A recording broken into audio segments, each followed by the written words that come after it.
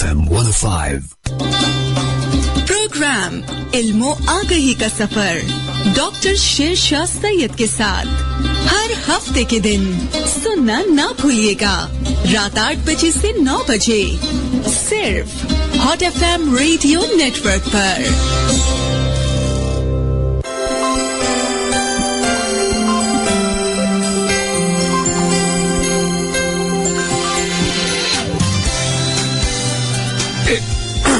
Elmo आगही के सफर का मुसाफिर शेरशाह सैयद हाजिर है अपने आज के प्रोग्राम के साथ। आएं, शामिल हो जाएं इस सफर में और कोशिश करें कि आगही के रोशन चिरागों से मुस्तफीज हों और आगही के उन निशानों को तलाश करें जिन्होंने दुनिया बदल डाली है और कायनात की गहराइयों पर नजर रखते हैं। हमारे साथ हैं हमारे मेहरबान अब्दुल समद साहब और आरिश हैदर, और आज मेरी मेहमान हैं समन सिद्दीकी।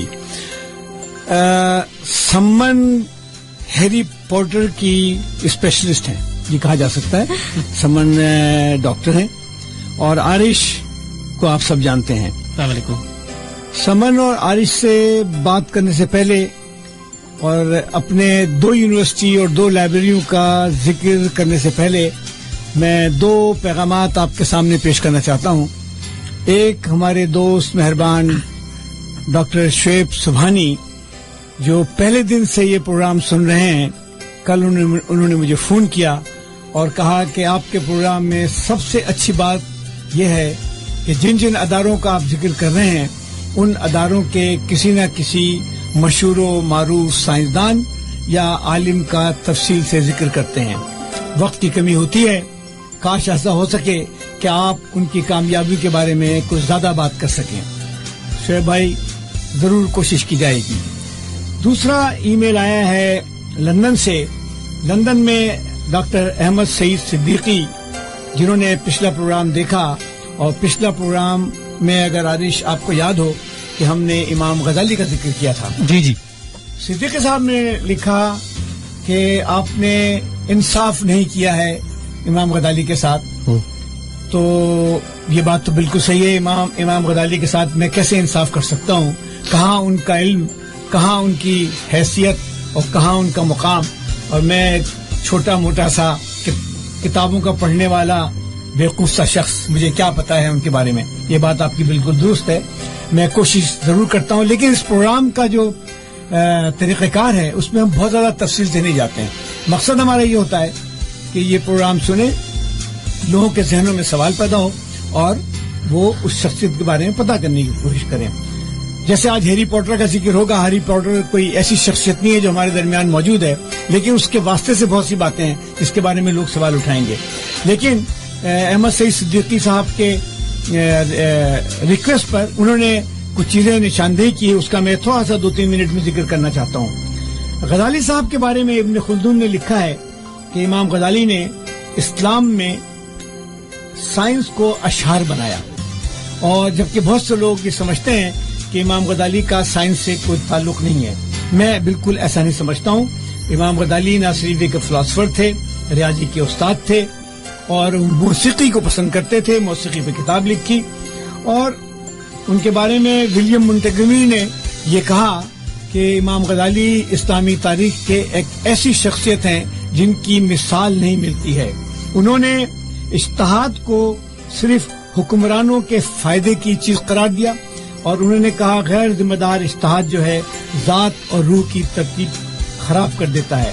उन्होंने कहा कि सूफीज़्म की बुनियाद सच्चाई है, और सबसे अहम बात उन्होंने कहा कि फलसफा हयातियात से मुतासादिम नहीं होता है। एक उनके आखिरी कोटेशन में अर्ज करना चाहूंगा, उन्होंने कहा कि इल्म, ये बहुत इंपॉर्टेंट है। समन, आप गौर से सुने, आप अभी जिंदगी में दाखिल हुई हैं। इमाम गजाली ने कहा कि इल्म इंसान की रूह में इस तरह होता है जिस तरह सच जमीन में होता है। दोनों में फलने फूलने की बेपनाह सलाहियत होती है। क्या बात, मतलब इल्म और मतलब इल्म की तो ये मैं कोशिश करूंगा किसी दिन हम इमाम गजाली के बारे में बहुत तफसील से बात कर सकें। अब मैं आता हूं अपने मेहमान समन की तरफ, लेकिन उससे पहले मैं आरिश साहब से अर्ज करूंगा कि वो अनाउंसमेंट करें कि हमारे पास पैगामात कैसे आ सकते हैं? हाँ जी बिल्कुल, अगर कोई हमारे साथ बात करना चाहता है डॉक्टर सनवन से, डॉक्टर शेरशाह से या मुझसे, तो 8282 पर SMS जरूर करें, हॉट लिखकर स्पेस दें और अपना मैसेज लिखें और 8282 पर भेजें. हम आपके साथ बात करने के लिए बिल्कुल हाजिर हैं. समन, मुझे पता है कि आप डॉक्टर बन गई हैं रिसेंटली और सारे इम्तहान भी पास कर लिया है और उसके बाद आप पल्मोनोलॉजिस्ट बनना चाहती हैं. जी इंशाल्लाह. और उसके अलावा आपका जो शौक है वो है हैरी पॉटर. बिल्कुल. हमें भी थोड़ा बहुत हैरी पॉटर के बारे में पता है, लेकिन हमने आपकी और आरिश की तरह से हैरी पॉटर को हिफ्ज नहीं किया है. हिफ्ज तो कहना मजाक होगा, लेकिन बहरहाल आप जरा, बहुत से लोग हैं हमारे सुनने वाले, मैं चाहूंगा कि आप हैरी पॉटर के बारे में मुख्तसरन बताएं कि हैरी पॉटर कौन है, क्या है, और हमारी नस्ल के लोगों पर उनका इतना बड़ा असर कैसे है, इम्पैक्ट कैसे पड़ा है. Okay, thank you so much doctor Sher Shah मुझे अपने प्रोग्राम में बुलाने का. मैं हैरी पॉटर के बारे में बात करती हूँ और आरिश से गुजारिश है कि आप मेरी हेल्प करें अगर मैं कहीं पे कोई चीज. ऑफ कोर्स, बिल्कुल बिल्कुल. आस्ते आस्ते बोले, तेज मत बोले ताकि लोग सुने. ओके, तो हैरी की एक कहानी है जो 7 जिल्दों पे मुश्तमिल है. इसकी 7 किताबें हैं और 7 किताबें उसके स्कूल के 7 साल के बारे में हैं. तो हैरी एक बच्चा है जो 11 साल का है, लंदन में रहता है और उसको एक दिन पता चलता है कि वो एक जादूगर है.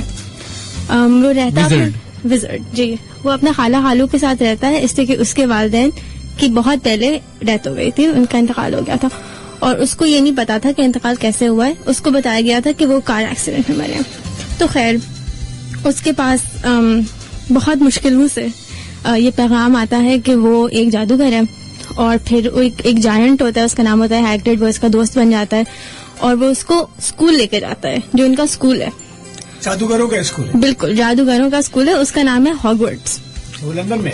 लंदन से एक ट्रेन जाती है और उस ट्रेन में बैठ के वो स्कॉटलैंड के पास कहीं पे स्कूल होता है. लेकिन इस ट्रेन तक पहुंचना कोई आसान काम नहीं है. अच्छा, इस ट्रेन तक पहुंचने के लिए आपको सीधा एक पिलर के अंदर घुसना होता है और आप वो मेरा ख्याल लंदन में वो दीवार एक है, देखा है मैंने वो. जी बिल्कुल, जो किंग्स क्रॉस स्टेशन है वहाँ का, वहाँ पे उन्होंने दीवार पे लिखा हुआ है 9 3/4 प्लेटफॉर्म नंबर, पौने 10 नंबर. हमारे शहर में पौने 10 नंबर बस चलती है. बिल्कुल. लालू खेत से किवाड़ी जाती है, पता नहीं कहाँ जाती है. कभी कभी वो भी दीवार में लग जाती है. पौने 10 नंबर की जो दीवार है उसमें से आप जादूगरों के स्कूल में जा सकते हैं. उससे आप दूसरे प्लेटफॉर्म में जाते हैं, फिर उनकी एक स्पेशल ट्रेन चलती है, उससे आप स्कूल पहुँच सकते हैं.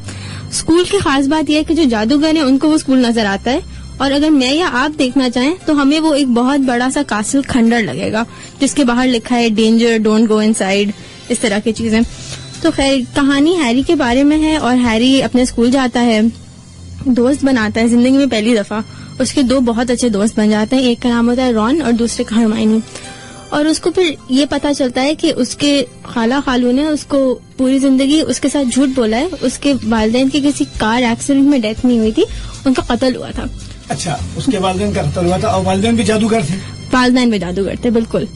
और उसके बाद जो 7 कहानियां हैं, 7 किताबें हैं, वो उसके हर साल बेसिकली ये होता है कि जो कातिल है जिसका नाम वोल्डेमॉर्ट होता है वो हर साल कोशिश करता है हैरी की जान लेने की. ओहो, तो जो कातिल हैरी के वालिदैन का कत्ल करता है वही हैरी को कत्ल करना चाहता है. बिल्कुल. और जो 7 साल हैरी ने स्कूल में गुजारने हैं और तो हर साल वो उनको कत्ल करने की कोशिश करता है और ये कहानी उसके कत्ल के ही इर्द गिर्द घूमती है. बिल्कुल ऐसे ही घूमती है. और मगर वो जाहिर है वो हीरो है हैरी कहानी का, तो वो मरता नहीं है, निकल जाता है और बच जाता है. हाँ, और वो निकलता क्यों है वो इस कहानी के सारे लेसन हैं. मतलब उसकी बहादुरी, उसके दोस्तों की उसके साथ देना. वो हैरी है असल में बहुत अच्छा इंसान, उसका दिल बहुत बड़ा है, वो लोगों को बहुत आसानी से माफ कर देता है. तो ये सारे लेसन हैं. तो बहुत जबरदस्त बात है. जी बिल्कुल. और मैं आपको बताऊंगी उसने किसको माफ किया था थोड़ा इंट्रोडक्शन देने के बाद. तो खैर 7 कहानियों में यही होता है, हर साल वो स्कूल जाता है, कुछ ना कुछ हो जाता है.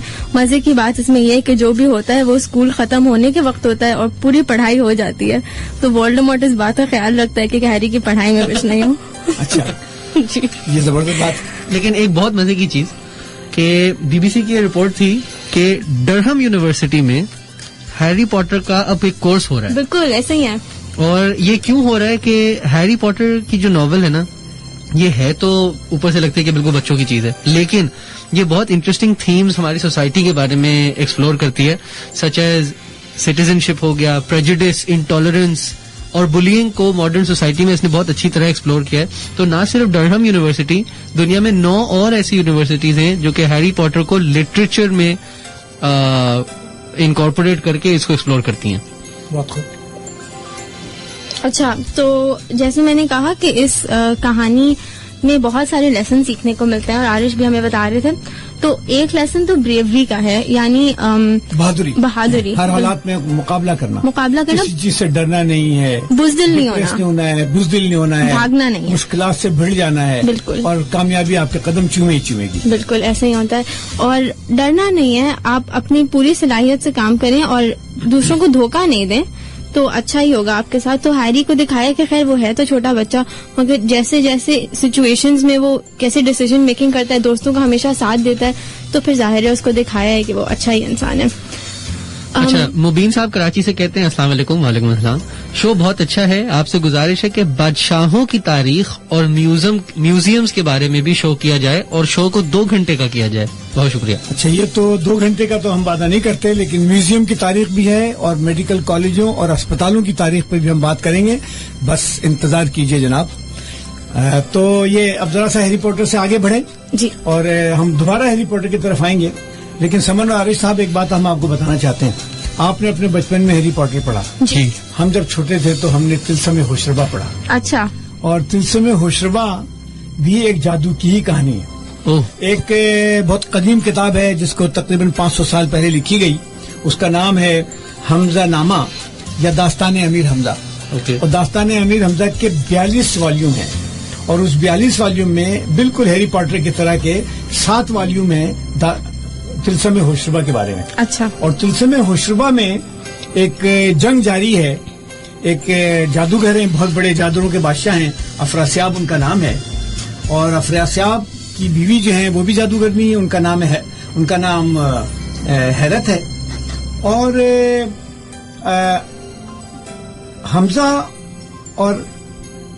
حمزہ اپنے 4 اور جادوگروں کے ساتھ، جس کا کہ بہت مشہور ان کا ایک جادوگر ہے امر یار، اور امر یار کے 4 مزید شاگرد ہیں. یہ سب اس طلسم میں جاتے ہیں اور اس طلسم میں جادو ہو رہا ہے، جنگ ہو رہی ہے، مارا ماری ہو رہی ہے. اور جس طرح سے اس کو بیان کیا گیا ہے وہ ایک عجیب سحر انگیز صورتحال ہے. اس میں جو امر یار صاحب ہیں ان کے پاس ایک زنبیل ہے. زنبیل سمجھ لیں کہ ایک پوٹلی نام کی چیز ہے، اور وہ زنبیل کی خوبی یہ ہے کہ اس میں ہر چیز آ جاتی ہے. اچھا. یہ امر یار صاحب کو کوئی دریا پسند نہیں آتا ہے تو زنبیل میں ڈال لیتے ہیں. امر یار صاحب کو کوئی بلڈنگ کاسل سمجھ میں نہیں آتا ہے وہ ڈال لیتے ہیں. یہ سمجھ لیں کہ ایک طرح سے بلیک ہول کی طرح ہے، لیکن بلیک ہول میں جو چلی جاتی ہے واپس نہیں آتی ہے. امر یار صاحب کا کمال یہ ہے کہ اس چیز کو واپس بھی لے آتے ہیں. پوری فوج ان کی زنبیل میں آ جاتی ہے اور باہر جا کے کہیں اس کو ریلیز کر دیتے ہیں. تو یہ بڑی دلچسپ داستان ہے. تو میں لوگوں سے درخواست کروں گا، مجھے ابھی سمن نے بتایا کہ ہیری پوٹر کا اردو میں ترجمہ ہوا ہے اور بہت سی جلدیں اس کی ہیں موجود. آج میں اردو بازار میں مختلف جگہوں پہ فون کیا تو پتہ لگا کہ یہ بالکل میسر ہے. اور اردو بازار میں ہی ایک فضلی سنس کے نام سے کتابوں کی دکان ہے، اور دوسری ہے بک پوائنٹ کے نام سے ایک دکان ہے، سٹی بک پوائنٹ. ان دونوں دکانوں میں یہ کتابیں آرڈر کے ذریعے سے مل سکتی ہیں. تو یہ بڑی اچھی بات ہے. ہیری پوٹر اور طلسم ہوشربا کے بارے میں ساری کتابیں مل سکتی ہیں. اور طلسم ہوشربا میں کچھ جادوگرنیوں کے نام میں آپ کو بتانا چاہوں گا. ایک جادوگرنی ہے بہار جادو، دوسری جادوگرنی ہے مخمور جادو، تیسری جادوگرنی ہے خمار جادو. اور جو بندے ہیں، جو مرد جادوگر ہیں، اس میں ہے سماوات جادو. افراسیاب تو ان کے بادشاہ ہیں. اور ایک ہیں مش جادو.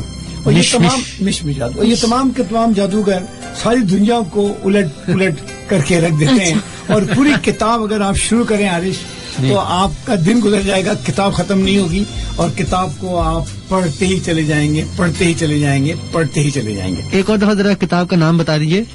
کتاب کا نام ہے طلسم ہوشربا. طلسم ہوشربا، اس کا مطلب کیا ہے؟ طلسم کا مطلب ہے جادو، اور ہوش اڑانے والا جادو کا پورا کھیل ہے. ہوش اڑانے والا جادو. اور اس میں نے جب پڑھا تھا ابھی تو مجھے یاد نہیں ہے، لیکن جب میں نے پڑھا تھا تو اتنا مجھے مزہ آتا تھا کہ میں اس کو بار بار پڑھتا تھا. بلکہ کلاس میں ایسا ہوتا تھا کہ صبح صبح جا کر کے بیٹھ کے 4-5 بچے جمع ہو جاتے تھے اور کوئی بچہ اس کا کچھ سناتا تھا کہ امرو یار آیا اور اس نے اپنی زنبیل سے ایک چیز نکالی اور پھینکی، اور ایسا مطلب منظر خوشی ہوتی تھی کہ مزہ آیا تھا. تو یہ اس طرح سے ہوتا تھا. تو یہ مجھے بتائیں کہ ہیری پوٹر کا سب سے بڑا مسئلہ کیا تھا؟ ہیری پوٹر کا سب سے بڑا مسئلہ یہ تھا کہ اس کو یہ بات سمجھ نہیں آئی تھی کہ جو وولڈمورٹ تھا اس نے قتل کیوں کیا اس کے پیرنٹس کا. تو یہ مسئلہ حل ہوا؟ یہ مسئلہ حل ہوا 5ویں کتاب میں. اچھا، تو کیوں قتل کیا تھا؟ تو ایک پروفیسی تھی جو کسی جادوگرنی نے کی تھی. پروفیسی مطلب پیشن گوئی؟ جی بالکل پیشن گوئی. اور وولڈمورٹ کے کسی آدمی نے آدھی سن لی تھی وہ، اور آدھی جا کے اس کو بتا دی تھی. تو وولڈمورٹ اس چیز کے پیچھے پڑ گیا تھا اس پروفیسی کو پورا کرنا ہے. مسئلہ یہ ہوا تھا اس نے آدھی سنی تھی تو اس نے اپنا کام تو کر دیا تھا، اس نے یہ نہیں سنا تھا کہ اس کے یہ کام کرنے سے اس کے اوپر بھی برا ہوگا. تو خیر پھر پروفیسی ہیری کو مل جاتی ہے. پھر ہیری بھی اس کے پیچھے کام کرنے کی کوشش کرتا ہے. تو اس کا سب سے بڑا مسئلہ یہی تھا کہ اس کے ساتھ یہ کیوں ہو رہا ہے، کیوں نہیں اس کے والدین ہیں، کیوں ان کا قتل ہوا. اچھا تو ہیری اس وقت کہاں ہے؟ ہیری اس وقت خوش ہے. ہیری زندہ ہے؟ ہاں ابھی زندہ تو ہوگا. اچھا بالکل. اور لندن میں ہی ہے؟ جی یو کے میں کہیں رہتا ہوگا وہ. تقریباً ہماری عمر کا ہوگا، 25-25 سال. تو میں نے تو سنا کہ ہیری کی شادی بھی ہو گئی، اس کے بچے بھی ہو گئے. ہاں جی ہیری کی شادی بھی ہو گئی، اس کے بچے بھی ہو گئے. اس کے آخر میں کتاب کے آخر میں انہوں نے یہ بتایا تھا کہ اس کا جو دوسرا بیٹا ہے وہ اس کا ہاگورٹس کا پہلا دن تھا اور وہی ٹرین اسٹیشن پہ پوری فیملی جمع ہوتی ہے اور وہ اسکول جا رہا ہوتا ہے. اچھا تو ہیری کا بچہ اسی اسکول میں داخل ہونے جا رہا ہے، جادو کے اسکول میں جہاں جادوگری سکھائی جاتی ہے، جہاں ہیری نے پڑھا اور ہیری کے دونوں ماں باپ نے بھی وہیں پڑھا. جی جی جی زبردست. اچھا یہ بتائیں کہ جادو کے اسکول لندن کے علاوہ بھی ہیں؟ جی جی پوری دنیا میں ہے، پوری دنیا میں ہے. ہمارے پاکستان میں کوئی اسکول ہے؟ پاکستان میں اگر ہے تو مجھے نہیں بلایا گیا ابھی تک. زبردست. تو فرانس کے ایک اسکول کا ذکر آیا تھا، ایک جرمنی کے قریب، اس کی لوکیشن نہیں بتائی گئی تھی، اس کے قریب ایک اسکول کا ذکر آیا تھا. اور امریکہ کے ایک اسکول کا ذکر آیا ہوا. فرانس کا بھی؟ جی فرانس کا. چلے بہت زبردست. اب میں آنا چاہوں گا. ہاں آپ کچھ کہہ رہے ہیں؟ علی کام خانی صاحب کہتے ہیں کہ سب کو سلام، اور اسپیشلی ڈاکٹر شیرشاہ کو بہت نالجبل پروگرام ہے، بہت پسند آ رہا ہے ان کو. اور وہ کہہ رہے ہیں کہ ایک بک ہے قرآن اور سائنس، ڈاکٹر حلوق نور کی نے لکھی ہے، اور وہ کہتے ہیں کہ اس کے بارے میں آپ کو کوئی خیال ہے؟ آپ نے پڑھی ہے؟ میں کچھ ضرور کوشش کروں گا. میں ابھی تک میری نظر سے نہیں گزری ہے. میں ضرور کوشش کروں گا کہ پڑھوں اور کسی نہ کسی پروگرام میں اس کا ذکر کروں. بہت شکریہ، آپ یہ پروگرام سن رہے ہیں اور سنتے رہیں، اور ہم پہ تنقید کرتے رہیں، ہمیں بتائیں کہ ہمیں اس میں اور کیا کیا چیزیں شامل کرنی چاہیے. ایک بات میں بتانے میں بھول گیا کہ احمد سعید صاحب کو دوبارہ سے، کہ امام غزالی جو تھے نظامیہ جو طریقہ تعلیم تھا وہاں پڑھے اور وہیں بہت دنوں تک استاد کی حیثیت سے پڑھاتے رہے. اور آج سے تقریباً 925-30 سال پہلے ان کا انتقال ہوا، اور ان کے انتقال سے علم کی دنیا میں ایک بہت بڑا خلا پیدا ہو گیا. ان کے بارے میں تصور کیا جاتا ہے کہ وہ فلسفے کے خلاف تھے، لیکن یہ بات بالکل غلط ہے. امام غزالی کا خیال یہ تھا کہ فلسفہ، صرف فلسفہ انسان کے جسمانی طبعی مسائل کا تو حل کر سکتا ہے، لیکن انسان کے جو روحانی مسائل ہوتے ہیں، اسپریچولیٹی کے مسائل ہوتے ہیں، ان کو فلسفہ حل نہیں کر پاتا ہے. اور وہ ریاضی کے بالکل خلاف نہیں تھے جیسے کہ کہا جاتا ہے. اور ان کا یہ خیال تھا کہ جو صوفیزم ہوتا ہے اس کے اندر اس قسم کی خوبی ہوتی ہے کہ وہ انسان کی بہت سے مسائل پہ نظر رکھتا ہے، اس کو حل کرنے کی کوشش کرتا ہے، اور صوفیزم کی بنیاد جو ہے وہ سچائی پر ہے. اب اسی پہ یہاں پہ ایک سوال ہے مجھے شیخ صاحب، کہ آپ نے بولا کہ انسان کے روحانی مسئلے فلسفے سے صحیح نہیں ہو سکتے، یہ انہوں نے کہا تھا. یہ مطلب ایک رف تھا، لیکن یہ مجھے سمجھ نہیں آ رہا کہ روحانی مسئلے اگر آدمی فلسفے کے اندر تھوڑا انوالو ہو اور سوچے ان سے ہی روحانی مسئلے بہتر نہیں ہو سکتے؟ مطلب ان کا یہ خیال نہیں تھا. اور اس کے سلسلے میں بہت سی باتیں ہیں اور میں اس کی طرف بعد میں آؤں گا. لیکن آج میں تھوڑا سا بتانا چاہوں گا القرین یونیورسٹی کے بارے میں. ہم پہلے بات چیت کرتے رہے. القرین یونیورسٹی دنیا کی 5ویں یونیورسٹی ہے. اس سے پہلے ہم بتا چکے ہیں کہ کون کون سی یونیورسٹی کہاں بنی. ہمارے ٹیکسلا سے لے کر بہار، اور بہار سے لے کے چائنا، اور چائنا سے لے کے ایران. اور اس یونیورسٹی میں یہ یونیورسٹی مراکو میں تھی اور 859 عیسوی میں یونیورسٹی بنی. آج ہم اس یونیورسٹی کے ایک طالب علم ابن رشد کے بارے میں بات کرنا چاہیں گے, اور ابن رشد کا ایک ڈائریکٹ تعلق بنتا ہے امام غزالی سے, تو اس کے بارے میں کچھ باتیں کرنا چاہوں گا, اور میں چاہوں گا کہ جو لوگ یہ پروگرام سن رہے ہیں ان عالموں کے بارے میں معلومات حاصل کریں اور دیکھیں کہ ان کی علمیت کس درجے پہ تھی. ابن رشد فلسفہ, فقہ, مال کی قوانین, منطق مطلب لاجک, نفسیات, اسپین کی کلاسیکل موسیقی, فلکیات, جغرافیہ, ریاضی, فزکس اور میکینیکل انجینئرنگ کے سے تعلق رکھتے تھے. ان کو اس بارے میں تمام معلومات تھی, اور ان کا تعلق اندلس سے مطلب اسپین سے تعلق تھا ان کا. اور ابن رشد ارسطو کے مداح تھے. ابن رشد سمجھتے تھے کہ یونانی فلاسفر جو ارسطو وغیرہ تھے انہوں نے فلسفہ بہت اچھے سے بیان کیا ہے, اور انسانی زندگی کو حل کرنے کی کوشش میں ان کا بڑا رول ہے. اچھا جی, ارسطو از ایرسٹوٹل. بالکل. مگر امام غزالی یونان کے فلسفیوں کے اپروچ سے خوش نہیں تھے, تو انہوں نے ایک کتاب لکھی تھی, اس کا نام تھا فلسفیوں کی غلط فہمیاں, اور ان کا خیال تھا کہ یہ, اور انہوں نے اپنی جو بھی کتاب لکھی اس میں بڑی بحث ہوئی. اور ابن رشد بہت کئی سالوں کے بعد پیدا ہوئے تھے جب, اور انہوں نے جب یہ امام غزالی کی کتاب پڑھی تو ان کو یہ کتاب پسند نہیں آئی. لیکن اس زمانے میں ایک اچھی بات یہ تھی کہ عالموں کے اندر ٹالرنس بہت تھا, ایک دوسرے کی بات سنتے تھے, ان کے ماننے والے. یقینی بات ہے امام غزالی کے زمانے میں ابن رشد نہیں تھے, لیکن ان کے جو فکر سے تعلق رکھنے والے لوگ تھے ان کے آپس میں جھگڑا نہیں ہوتا تھا. تو امام غزالی کی کتاب کے بعد ابن رشد نے ایک کتاب لکھی, انہوں نے لکھی فلسفیوں کی غلط فہمیاں, اور انہوں نے لکھی غلط فہمیوں کی غلط فہمیاں. اور انہوں نے ارسطو اور یونان کے فلاسفروں کو ڈیفینڈ کرنے کی کوشش کی. انہوں نے بولا کہ امام غزالی کا خیال شاید درست نہیں ہے. یہ آپ نے بہت اچھی بات کی. سوری میں آپ کی بات کاٹ رہی ہوں کہ اس وقت کے لوگ بہت ٹالرنٹ ہوتے تھے, ایک دوسرے کی بات سننا چاہتے تھے, اور مطلب چاقو لے کے کھڑے نہیں ہو جاتے تھے کہ نہیں میں ہی ٹھیک ہوں اور تم غلط ہو. بالکل صحیح کہا آپ نے. تو مزے کی بات یہ ہے کہ ابن رشد کو یورپ میں بڑی اہمیت ملی, اور میں آپ کو بتاؤں اس زمانے میں آپ یورپ میں تحقیقی کام نہیں کر سکتے تھے اگر آپ کو عربی نہیں آتی ہو. یورپ کی کسی بھی یونیورسٹی میں آپ جائیں تو آپ کو عربی آنا ضروری تھی, کیونکہ تعلیم عربی میں ہی میسر. اور کتنی بڑی بات ہے یہ, اور کتنا زیادہ چینج ہو گیا پرسپیکٹو. آج انگلش اور فرینچ اور ان سب زبانوں کے علاوہ کام نہیں ہو سکتا ہے, اور عربی زبان پڑھنے لکھنے والوں کی زبان نہیں رہی ہے. تو ارسطو کو یورپ میں جو مقبولیت حاصل ہوئی اس میں ابن رشد کا بڑا کمال ہے, اور پیرس کی یونیورسٹی میں ابن رشد شامل رہے اس میں سلیبس میں, اور ان کا بڑا مقام رہا. ابن رشد کے جو بڑے استاد تھے ابن طفیل اور ابن ظہور تھے, اور ان لوگوں نے بڑا کام کیا ہے. آج جو یہ پروگرام سن رہے ہیں ان سے درخواست ہے ان لوگوں کے نام لکھیں اور ان کو گوگل کریں اور دیکھیں کہ یہ لوگ کون تھے کس طرح سے. اب میں آؤں گا یورپ کی پہلی یونیورسٹی کے بارے میں. تو یورپ کی جو پہلی یونیورسٹی بنی, کچھ آئیڈیا ہے آپ کو کب بنی ہوگی عارف صاحب؟ یورپ کی پہلی یونیورسٹی کیا یہ گریس میں تھی؟ نہیں, بولاگنا ایک شہر ہے اٹلی میں, اور اٹلی کے اس شہر میں 1088 میں 1088 میں یورپ کی پہلی یونیورسٹی بنی, اور اس یونیورسٹی کو یورپ کی یونیورسٹی کی ماں کہا جاتا ہے. اور یورپ کی یونیورسٹی جو بنی اور اس کی ماں القرین یونیورسٹی کہلاتی ہے, کیونکہ القرین یونیورسٹی میں بہت سے پڑھے لکھے لوگ گئے جنہوں نے ان یونیورسٹیوں میں بنانے میں مدد کی. تو یہ بولاگنا ایک چھوٹا سا شہر ہے خوبصورت سا اٹلی میں, اور یہاں پر یونیورسٹی بنی. آپ کو پتا ہے کہ لفظ یونیورسٹی کہاں سے آئی؟ پتا ہے کیوں یونیورسٹی کا لفظ کہاں سے آیا, کس طرح سے بنا؟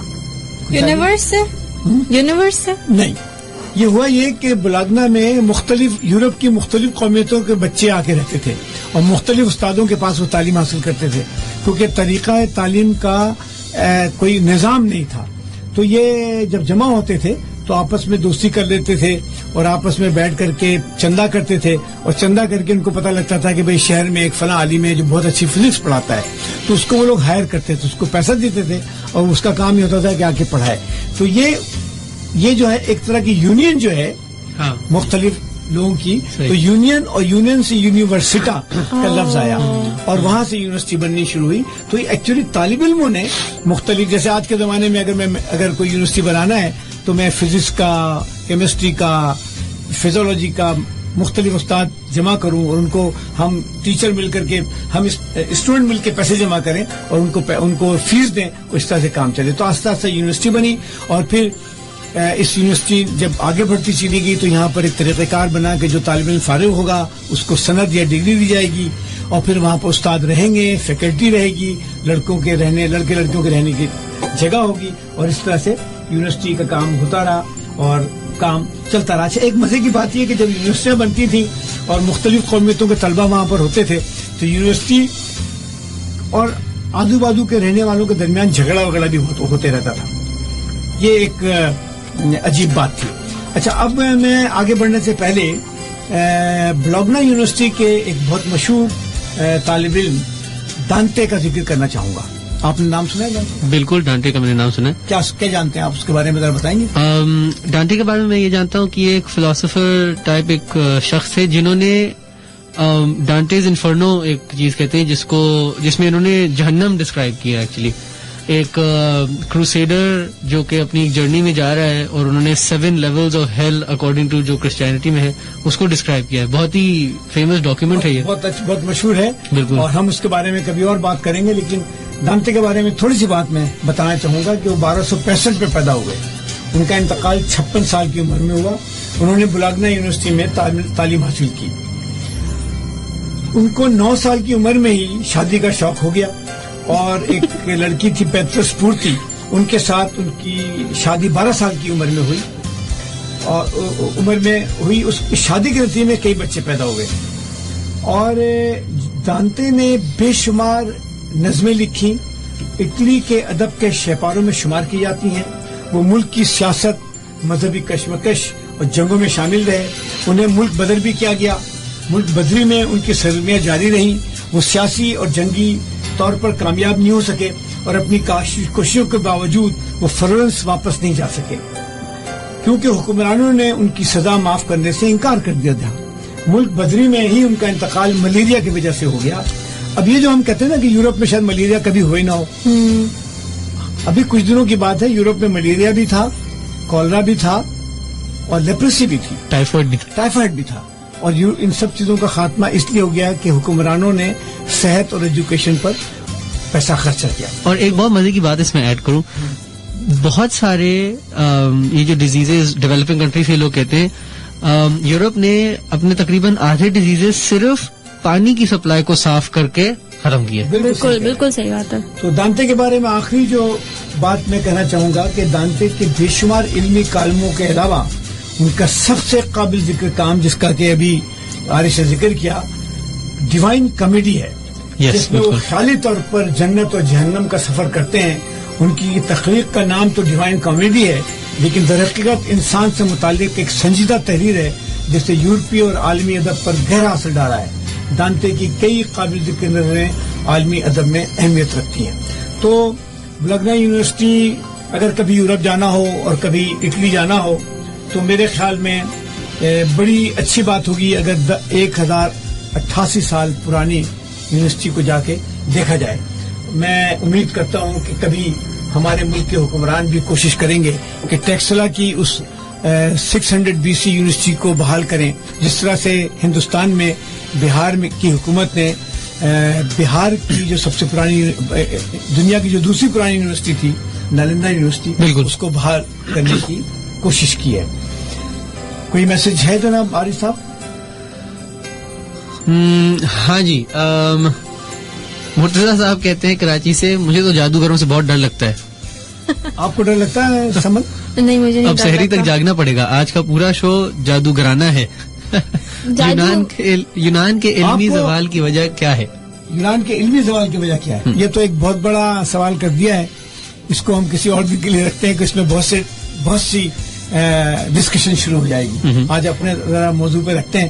سمن, آپ کو کبھی جادوگر اور جادوگری سے ڈر لگا ہے؟ نہیں, مجھے کبھی ڈر نہیں لگا, اس لیے کہ ہم نے میرے خیال ہے کتابوں میں تو اچھی سائڈ ہی دیکھی ہے, بری سائڈ بھی دیکھی ہے, مگر ہمیشہ آپ کا کیا خیال ہے, جادوگر ہوتے بالکل ہو سکتے ہیں حقیقت کی زندگی میں؟ ہاں ہاں, کتابوں کے علاوہ ان کے پاس یہ طاقت ہوتی ہے کہ میری سینگ نکل آئے؟ نہیں نہیں نہیں نہیں نہیں, ایسی نہیں, ایسی نہیں ہوتی, مگر چھوٹے موٹے جادو تو میرا خیال ہو سکتا ہے. مثال کے طور پر جیسے کالا جادو کا بڑا ذکر ہے کہ اس کو بیمار کر دیا اور اس کو یہ کر دیا, ہو سکتا ہے یہ ہوتا ہو, مطلب میں تو نہیں کرتی, میں کسی کو جانتی نہیں ہوں جو یہ کر سکتا ہے.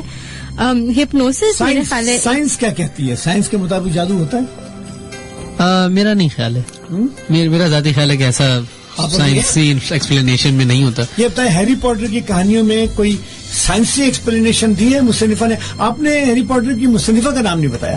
ہیری پوٹر کی مصنفہ کا نام ہے جے کے راولنگ, جے سے ان کا پہلا نام ہے جس کا نام ہے جوان کے راولنگ. جی, تو وہاں پر کوئی سائنس کا ذکر کیا ہے ان لوگوں نے؟ نہیں, سائنس کا ایز سچ پرٹیکولرلی ذکر تو نہیں کیا, لیکن اس یونیورس میں بھی فزکس بہت ساری جگہوں میں اپلائی کرتی ہے. مثال کے طور پر اگر کوئی چیز کہیں سے پھینکی جائے تو ضرور گرے گی, لیکن اس میں گاڑیاں بھی اڑتی ہیں, لیکن ایک دفعہ گاڑی کا انجن بند ہو جائے تو ضرور گرے گی. اچھا, آپ نے مجھے بتایا کہ یہ جو جادوگر ہیں اسکول کے, وہ گاڑی استعمال نہیں کرتے ہیں؟ نہیں, گاڑی نہیں استعمال کرتے, جھاڑوؤں پہ سفر کرتے ہیں, یا جھاڑوؤں پہ کرتے ہیں یا ان کی ایک ٹرین ہوتی ہے, اور ان کے اپنے پھر جانور ہیں بیسٹس, تو وہ کوئی ایسے جانور ہیں جو ہمارے دنیا میں نہیں ہوتے ہیں, ان کے ونگز بھی ہوتے ہیں تو وہ اڑتے ہیں, تو کچھ ان پہ بھی سفر کر سکتے ہیں. اچھا, تو یہ جو جانور ہیں یہ ہماری دنیا کے جانور ہیں, بکرا, مرغی؟ نہیں نہیں نہیں نہیں نہیں, یہ ہماری دنیا کے جانوروں کے کچھ مکسچر ہیں. ہاں, کچھ مکسچر ہیں, کچھ سر چیل کا ہوگا, جسم گھوڑے کا ہوگا.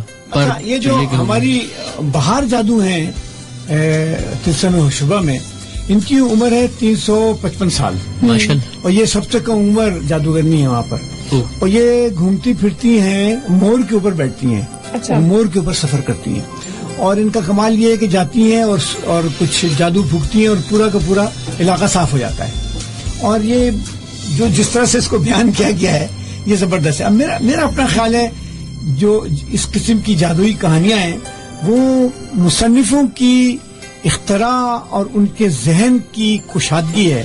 اب رولنگ صاحبہ نے جو امیجنیشن کی ہے, جو آپ سے میری بات ہو رہی ہے, اس میں جو ان کی امیجنیشن ہے کہ کس طرح سے لندن شہر کے ایک دیوار کو انہوں نے جس طرح سے بنا دیا اور اس کو اس طرح سے کر دیا کہ لوگ بالکل یقین کرنے لگے کہ ایسا ہوتا ہے.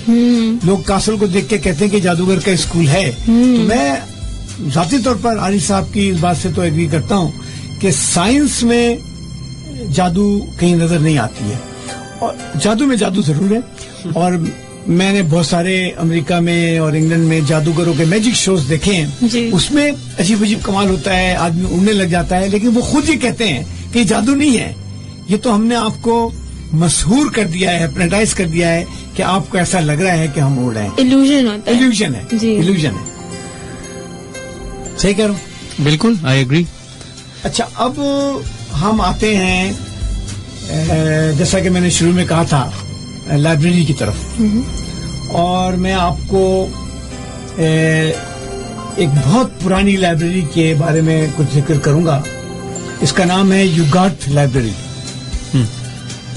اور آج صاحب ایک بڑی دلچسپ بات بتاؤں, میں آج بیٹھا ہوا کہیں پر اس لائبریری کے بارے میں کچھ لکھ رہا تھا, تو ایک صاحب آئے اور مجھ سے کہنے لگے کہ یہ کیا ہے. میں نے بولا کہ لائبریری کے بارے میں کتاب ہے, انہیں پڑھ رہا ہوں.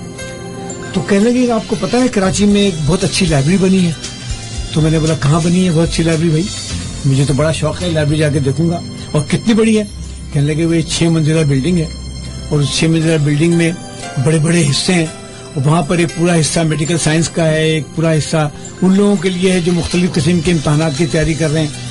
تو میں نے بولا اس لائبریری کا نام کیا ہے؟ تو انہوں نے کہا اس کا نام ہے اقرا لائبریری, اور یہ لائبریری ملیر کینٹ میں بنائی گئی ہے. اور انہوں نے مجھے دعوت دی کہ میں کبھی اس لائبریری کو آ کر دیکھوں, مجھے بڑی خوشی ہوگی کہ میں وہاں جاؤں. اور میرے خیال میں ہم سب چلتے ہیں. میں بلکہ اقرا لائبریری پچھلے ہفتے ہی تھا.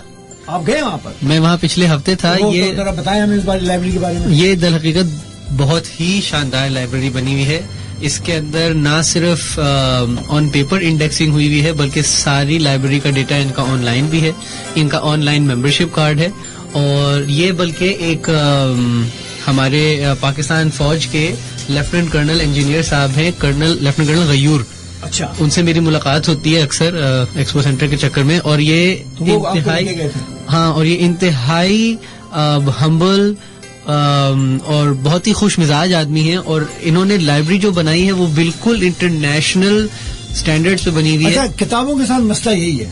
ہاں، اگر آپ کتابیں پڑھیں تو آپ ہمبل بھی ہو جائیں گے، آپ خوش اخلاق بھی ہو جائیں گے، اور آپ مددگار بھی ہو جائیں گے. تو کیا نام بتایا آپ نے؟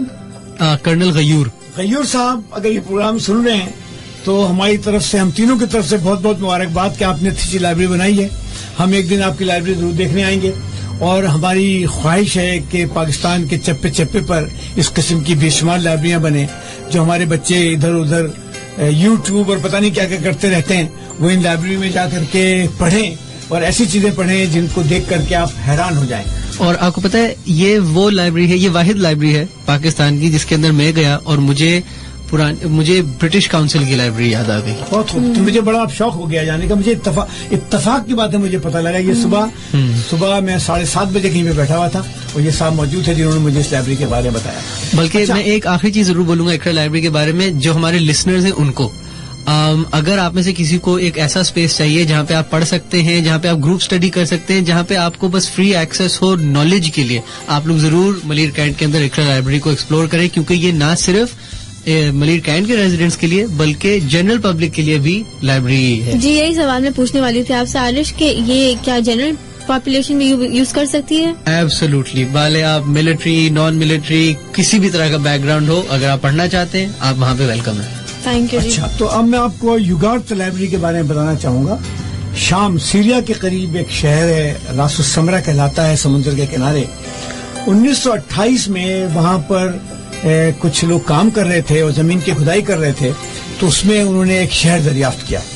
کھود کے اس شہر کو نکالا گیا. اس شہر میں 90 کمروں کا ایک شاہی محل دریافت ہوا اور 2 بڑے بڑے مندر نکلے، اور ہزاروں کی تعداد میں کتبے ایک جگہ پر پڑے ہوئے تھے. یہ کتبے وہی ہیں جن کو ٹیبلٹس تھے. اور یہ انہوں نے اندازہ لگایا کہ شاید یہ شہر کی مرکزی لائبریری تھی، اور یہاں پر 50,000 سے زیادہ کتبے تھے جس میں مختلف مذہبی معاملات کے بارے میں، انتظامی معاملات کے بارے میں، قانون کے بارے میں لکھا ہوا تھا پتھروں پہ کھود کر کے. اور اس میں 2 زبانیں استعمال کی گئی تھیں، ایک سومری زبان اور دوسری اکادین زبان.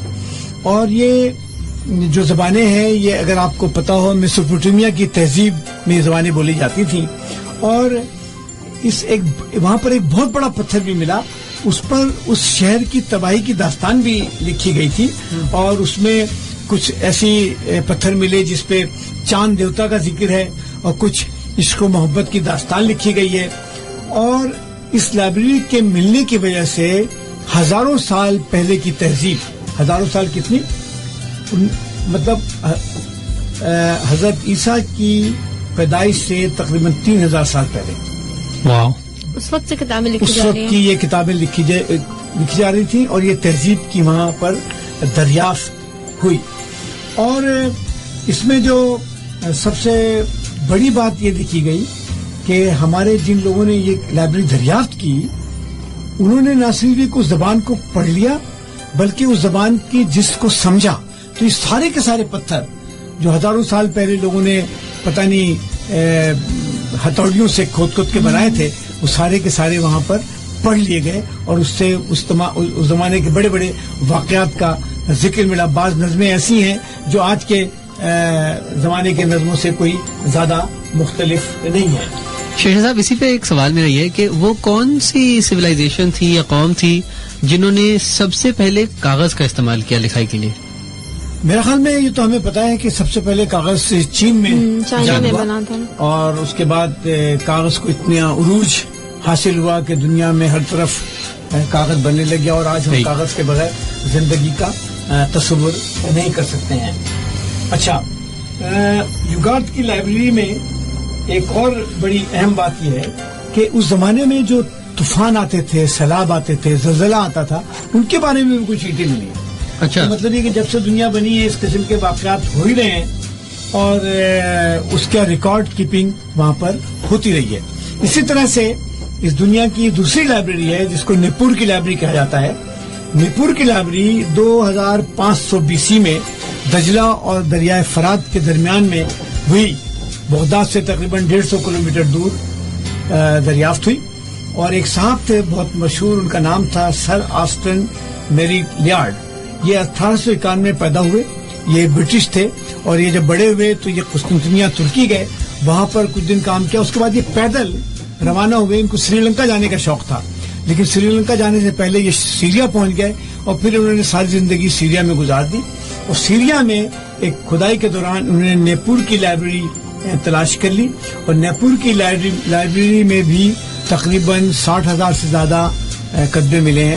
اور ان صاحب نے کمال یہ کیا کہ اس پوری میسوپوٹیمیا کی تہذیب کو تلاش کرتے کرتے بے شمار اسپیسیمن جمع کیے, اور آج لندن کی جو مختلف میوزیم میں بے شمار نوادرات ملتے ہیں وہ انہی لائبریریوں سے لے کے پہنچائے گئے ہیں. اور مجھے میری خوش قسمتی ہے کہ جس وقت میں لندن میں ہوتا تھا تو میں چند میوزیم میں گیا اور جا کر کے یہ خود اپنی آنکھوں سے دیکھا, اور میں حیران ہوتا تھا کہ اس زمانے میں لوگوں کی کیا تھنکنگ تھی, کس طرح سے آرٹ کو اس میں وہ لکھتے تھے. تو یہ آج کی 2 یونیورسٹیاں اور 2 لائبریری, اور ان لائبریریوں میں موجود کچھ لوگوں کی کہانی میں نے سنائی, اور سر ہاسٹن ہنری لیارڈ کے بارے میں تھوڑا سا بتایا. اگلی دفعہ میں ایک اور ترکی کی ایک لائبریری ہے, اس کا نام ہے ہٹسالہ لائبریری, اس کے بارے میں بتاؤں گا.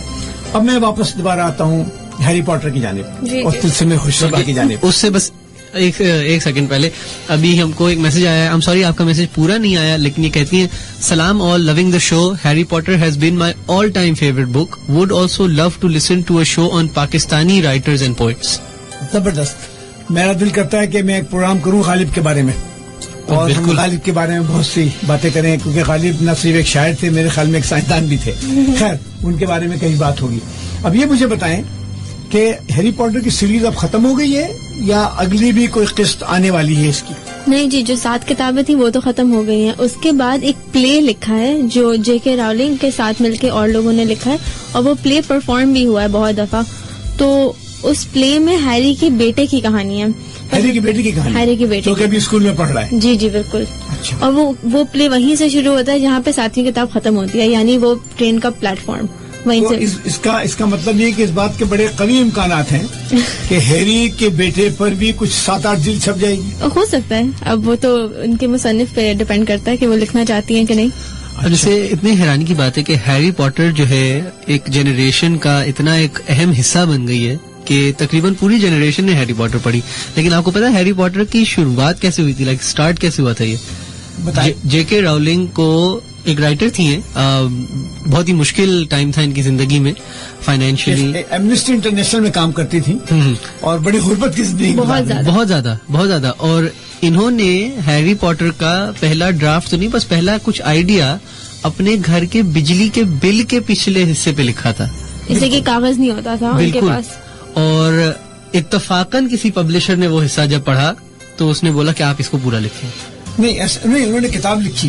کتاب لکھنے کے بعد انہوں نے کئی پبلشر کو دیا اور پبلشر نے کتاب پھینک دی, منع کر دیا کہ یہ کوئی نہیں پڑھے گا. ہاں کہ یہ کون پڑھے گا.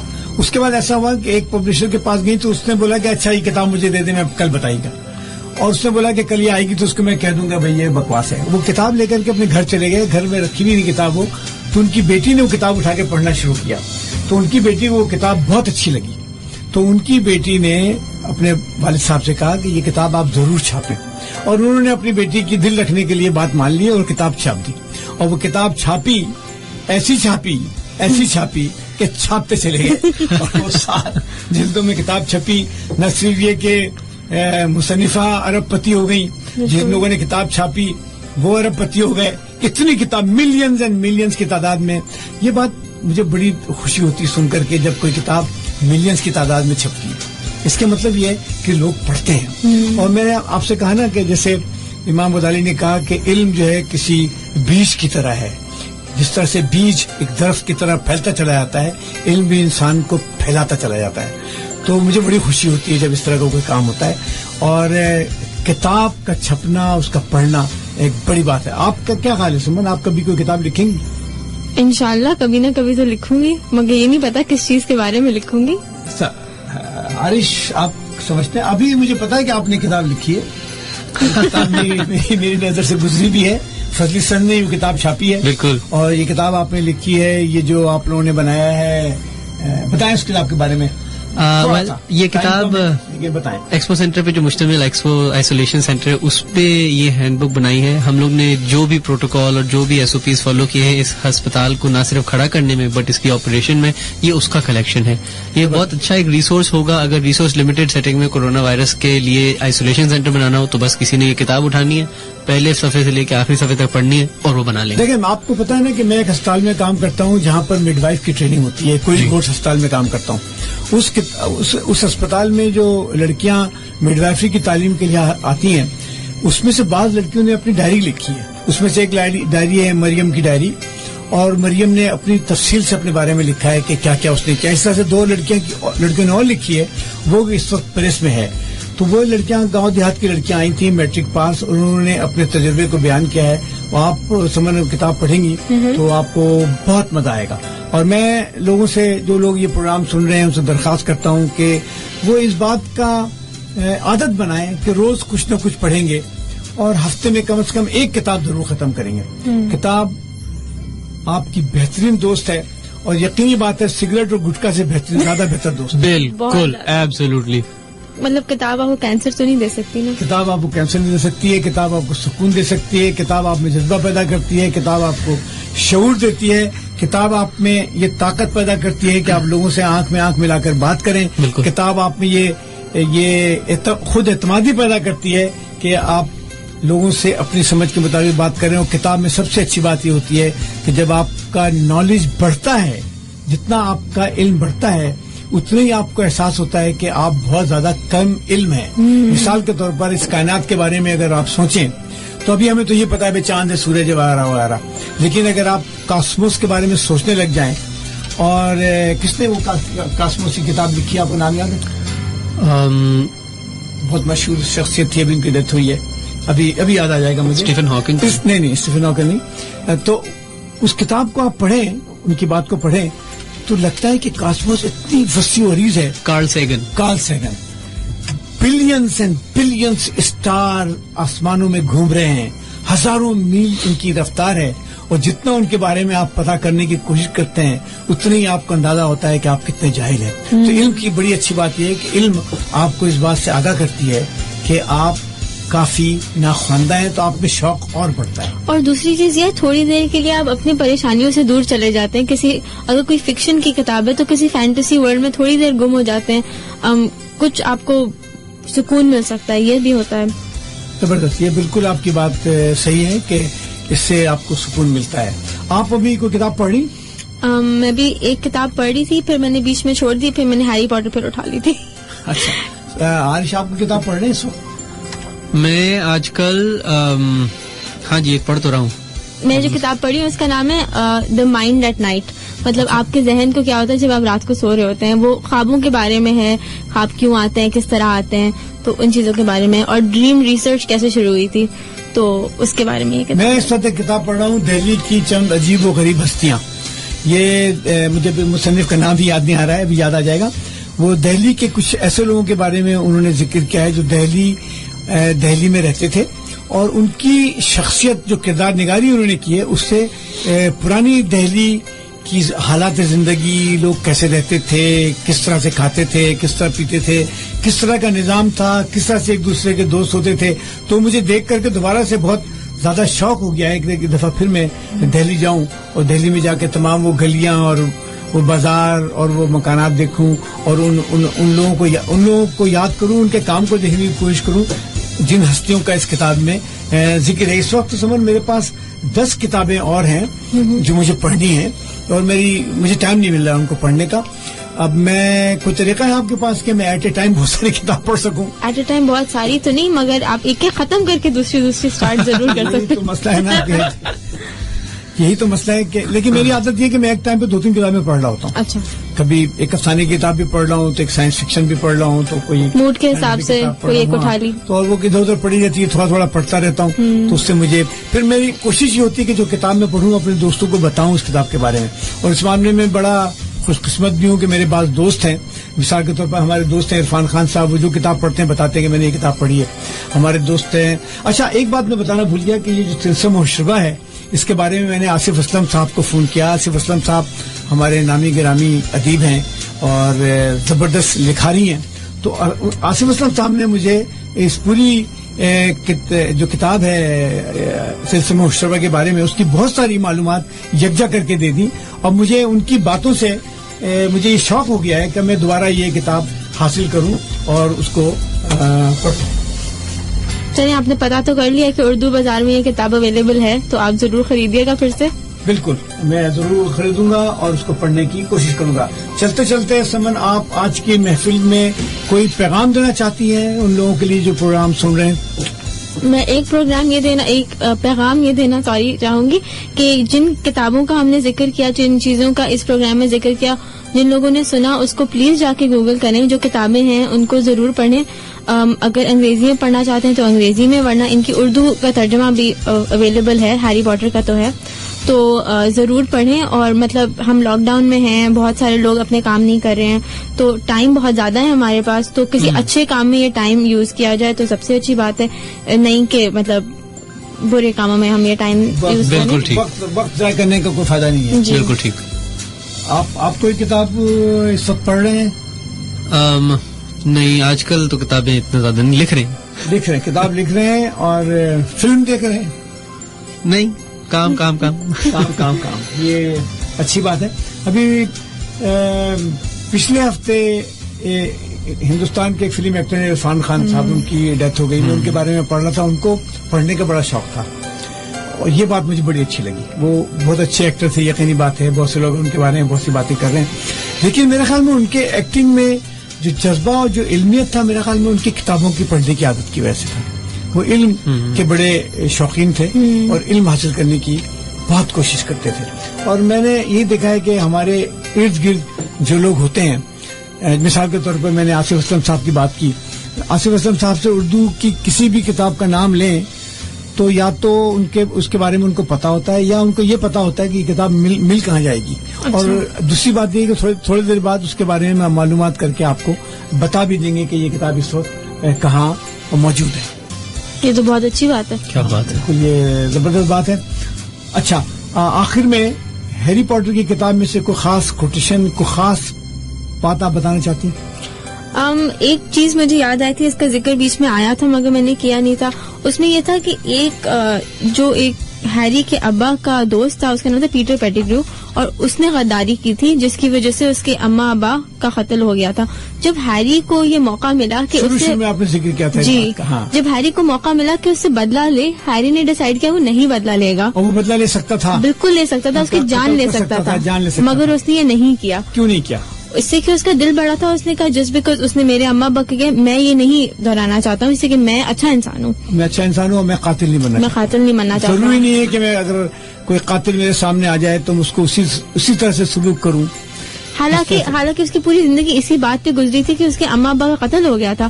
اور پھر بہت اچھی بات ہے, مصنفہ نے پھر بتایا کہ ہیری نے اس کو معاف کر دیا, مگر اس کا جو ڈیٹ تھا وہ پورا نہیں ہوا. اس نے ایونچولی جو پیٹر تھا اس کو مار ہی دیا اور ہیری کو بچاتے بچاتے مارا.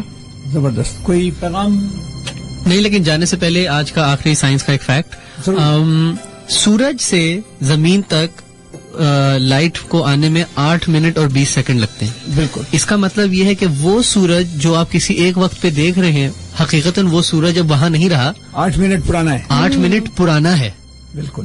تو ایسے تو ہزاروں ستارے ہیں, بالکل, کی لائٹ ہمارے پاس تقریباً ہزاروں سالوں میں پہنچتی, لاکھوں سالوں بعد پہنچتی. ہو سکتا ہے کہ اس ستارے اب غائب ہو چکے, بالکل مر چکے ہوں, اور ہمارا ٹائم بھی غائب ہونے والا ہے اور ختم ہو رہا ہے. اور اس سے ہمارے دوست نے فرمائش کی تھی کہ پروگرام 2 گھنٹے تک ہوتا رہے, تو وہ تو نہیں ہو سکتا ہے, اور لہذا اور اب ختم ہوتا ہے آج کا سفر ہمارا. حاضر ہوں گے دوبارہ اسی وقت اسی جگہ پر FM 105 سے ہفتے کی شام 8 بجے ایک اور سفر کے آغاز کے لیے اپنا اور اپنے دوستوں رشتہ داروں کا خیال رکھیں. لیکن میرا پھر سوال یہی ہے, سوال یہ نہیں کہ موت کے بعد زندگی ہے کہ نہیں, سوال یہ ہے کہ موت سے پہلے زندگی جی کے نہیں.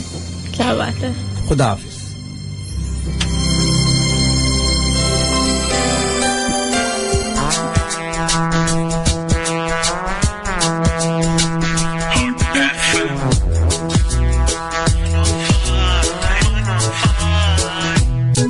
اب گاؤں میں گنگناؤں میں مہکی سی ان فضاؤں میں, شہر ہو یا پھر گاؤں میں یہ باتیں یوں پہنچاؤں میں. Hot FM 105